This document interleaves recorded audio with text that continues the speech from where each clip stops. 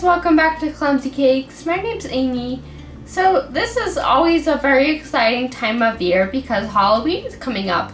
But as we all know, 2020 has been really crazy and coronavirus really kind of ruined a lot of our plans for Halloween. So I decided on the channel this week to make everybody's favorite Halloween candy, a Reese's peanut butter cup. These peanut butter cups are really easy to make and really only require one technique that I'm gonna go over with you guys step by step and show you how to do it. So let's get started.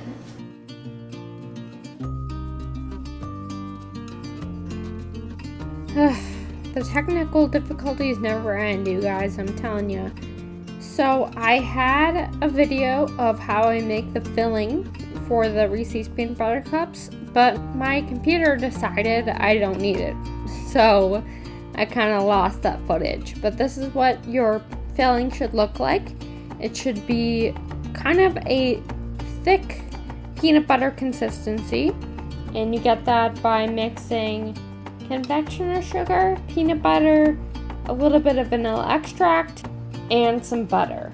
And you just mix all that up into a paste and you're all set. You can just chill that until your chocolate is tempered. And I'm going to show you guys how to do that next. Now it's time to temper our chocolate. Tempering in its most simple terms is just taking this chocolate and melting it down and then putting it into whatever mold or shape we want it in and letting it solidify again. We want it to come back to this state where it's shiny and it's not coming off on our fingers when we touch it, and it's just stable like these chocolate chips. Now, how do we do that? Basically, what we're going to do is we're going to take about 75% of this chocolate and we're going to melt it in the microwave until it's completely melted, and then we're going to take the other 25% of unmelted chocolate and we're gonna put that in handfuls and stir it in to cool down the chocolate and get it into temper, which for milk chocolate is 84 degrees. Chocolate is at temper at different temperatures depending on which chocolate you use, and that will be on my blog www.clumsykcakes.com. And also, you're going to find different methods for tempering chocolate on there, and also a little bit more about what tempering is and the science behind it if you're interested. So first, we're going to take the 75% of our chocolate and we're going to melt it in the microwave at high power for 30 seconds. And we're going to do that stirring in between at 30-second intervals until it's about halfway melted.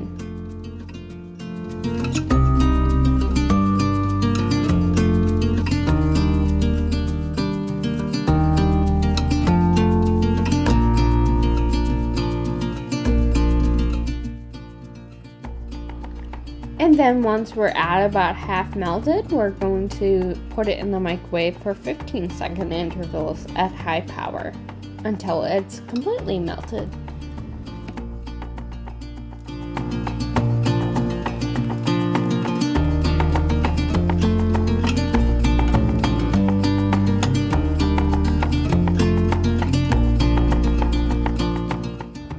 So now I'm just taking that other 25% of chocolate and putting that into the melted chocolate in handfuls and stirring it in until melted.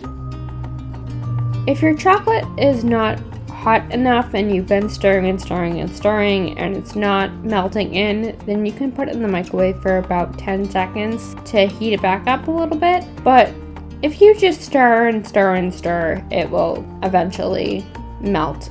I know it looks like it'll never melt, but trust me, it will.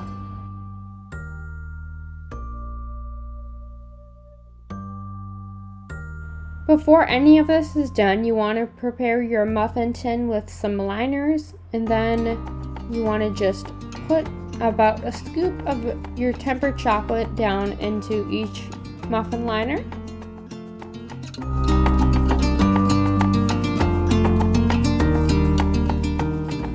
then just give your pan a tap so that all of that chocolate will lay flat in the pan. And now you just want to take some of your filling, take about a scoopful of your filling, a spoonful of your filling, and you want to form that into a disc. The filling is a little bit sticky, so it's going to be a little bit difficult, but you just want to form it into a rough disc and push it down just slightly into your liner. And then just repeat that process with each of the Reese's.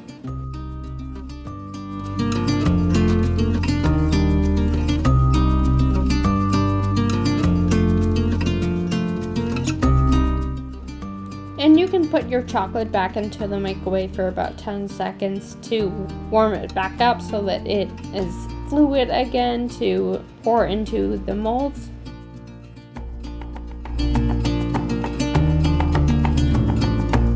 Now I'm just placing a spoonful of that chocolate onto the top of each of the Reese's and tapping the pan so that it's all level. And just leave that to set for 5 minutes. Okay, I just wanted to show you guys the difference between tempered and not tempered.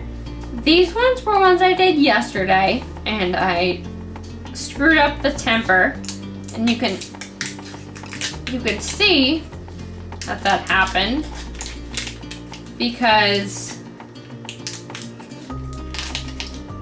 see how it's not cleanly coming off the paper and there's a little bit of residue. That's the first telltale sign. And also when I'm touching it, I'm getting some chocolate coming off on my fingers. That's another sign that it's not set properly. And then when I break it, it doesn't break cleanly. It just kind of mushes. But they are still absolutely delicious. I'm keeping these. And if you don't want to deal with tempering, and you want to just, just melt the chocolate and put the peanut butter layer in, and then, just wait for them to melt, or wait for them to harden. It's totally fine. They're still absolutely delicious, and the thing about tempering is if you don't temper, it's gonna taste exactly the same. It's just for for aesthetic purposes. So, but this one, you can see it comes off a lot easier. And there's no residue coming off on my fingers. See how it broke kind of a little bit more cleanly? So that one is tempered. Same taste, just more aesthetically pleasing.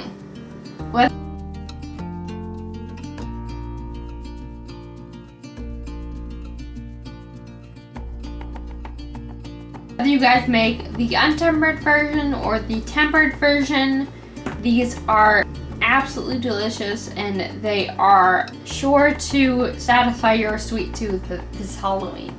So if you guys enjoyed this video and you learned something, please leave me a like down below. If you have any suggestions for what you would like to see next, I would love to hear from you. Just leave me a comment down below. And if you would like to make more messes with me, I would love it if you would subscribe to my channel. And I'll see you guys next time.